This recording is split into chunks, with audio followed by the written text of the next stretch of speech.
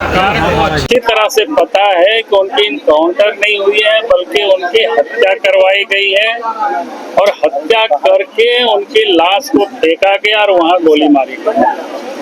और इसीलिए मैंने पहले भी कहा, जब सदन अंदर जा रहे थे उस वक्त भी मैंने कहा था कि उस दिन उस स्थान तक न प्रेस वालों को पहुंचने दिया, न परिवार के लोगों को पहुंचने दिया, न गांव के लोगों को पहुंचने दिया। बाद में जब उस स्थान तक लोग पहुंचे तो कहीं खून की धब्बे कहीं दिखाई नहीं पड़े। अगर जिस भी किसी व्यक्ति को गोली मारा जाता है वहीं गिरते हैं तो ब्लड भी वहां गिरा पसरा हुआ होता है।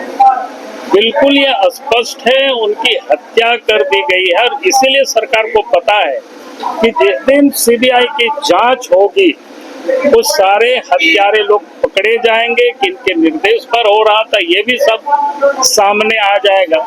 इसीलिए सरकार भाग रही है। मुझे आज सदन में हेमलाल जी की बात सुन करके बड़ी अचंभा हुआ कि वो लोग उनको भी अपराधी मान रहे हैं, जबकि उनके ऊपर 24 केस है, उसमें से 15 केस में तो वो 14 केस में वो बरी हो चुके हैं।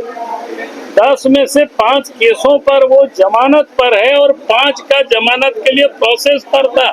और जब उनकी गिरफ्तारी हुई तो कोई उनके ऊपर वारंट भी नहीं था। और जिस प्रकार से सादे निवेश में देवघर जिला के मोहनपुर प्रखंड के थाना के नावाडी से उनको गिरफ्तार करके मोटरसाइकिल से ले गया 10 तारीख को, और 11 तारीख को वो इनकाउंटर दिखा रहा है।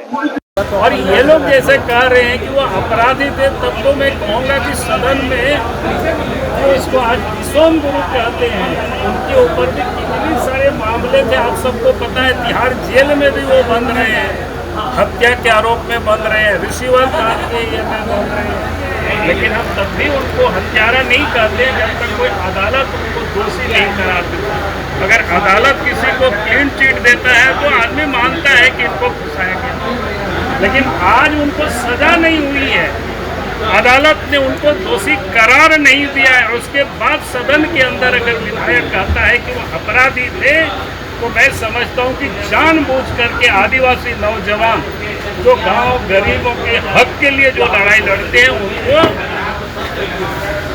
ठिकाने लगा देना ये सरकार की काम आजकल हो गई है।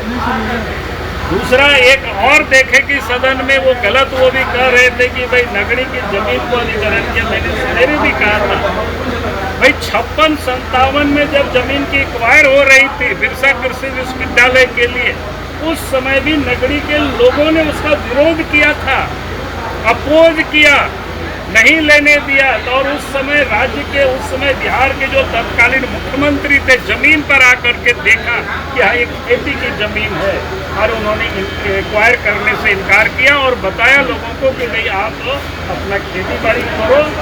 और लगातार 2012 तक लोग रसीद काटते रहा, खेती बाड़ी करते रहा। 2012 से फिर सरकार की कुदृष्टि लगी थी, लेकिन 2012 में भी लोगों ने बचाया।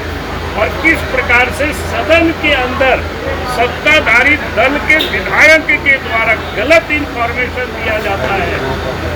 हम लोग इतना ही मांग करते हैं कि भाई उन किसानों की जमीन वापस कर दो। अब रिम्स को कहीं भी बना लीजिए बंजर भूमि में, कहाँ दिक्कत है। झारखंड में कहीं मेडिकल कॉलेज है, पलामू में मेडिकल कॉलेज है, दुमका में मेडिकल कॉलेज है, हजारीबाग में मेडिकल कॉलेज बना हुआ है, पहले से एमजीएम मेडिकल कॉलेज है, पहले से पाटलिपुत्रा मेडिकल कॉलेज है, यहाँ पर रिम्स पहले से। उन सारे अस्पतालों को ठीक करिए, वहाँ डॉक्टर की बहाली करिए, वहाँ पर इलाज ठीक से हो ताकि लोग यहाँ नहीं आवे। लेकिन आप वो सब काम करेंगे नहीं, सिर्फ आदिवासियों को उजाड़ने में लगे हुए हैं। अगर उस बात को लेकर के हम सब लोग यहाँ चाहते हैं कि भाई मुख्यमंत्री बतावे, तो उसको ये लोग चर्चा करना। जब हम लोग आवाज उठाते हैं, देख रहे होंगे सत्ताधारी दल के मंत्री तक बेल में आ जाते हैं, खड़े हो जाते हैं। यानी किस प्रकार से गरीबों की आवाज को ये लोग दबाना चाहते हैं, ये बिल्कुल आज स्पष्ट हो गया विधानसभा सदन के अंदर। बाबूलाल जी, अगर रहेगी लोकतंत्र में जो लड़ने की, लड़ाई आंदोलन करने की जो तौर तरीका